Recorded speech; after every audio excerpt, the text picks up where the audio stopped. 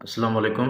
ही जेको प्लांट जो रिव्यू है ये ख़ास करे एसएम वाटर वारनि जे लाइ आहे, छाकाणि त ही जेको यूनिट आहे असां परचेस कयो आहे एसएम वाटर वारनि खां।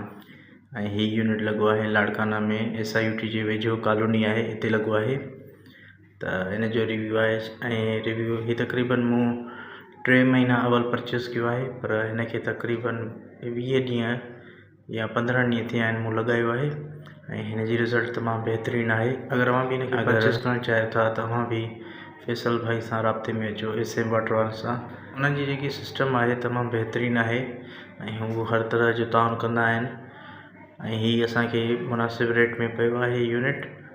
ऐं हिन खे इस्तेमालु कंदे ॾिसो, ही जेको मां रिव्यू कयां थो त हिन खे मतिलबु मां तक़रीबन 15-20 ॾींहं इस्तेमालु करे पोइ बाद में रिव्यू ॾेई रहियो आहियां।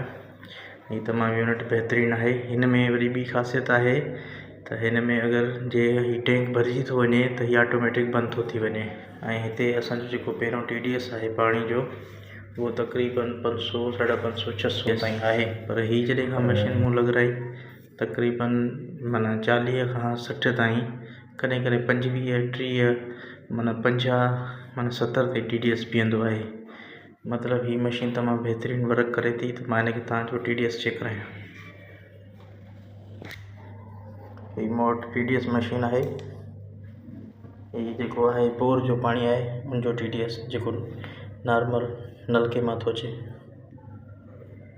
हिन वक़्तु इहो बीठो आहे 654 ऐं हाणे जेको आहे इहो असां उहो चेक कंदासीं RO वारो पाणी।